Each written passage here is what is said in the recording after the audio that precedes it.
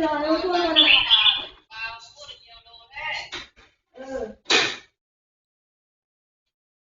Ngày 10 tháng 10 tôi làm Tết rồi.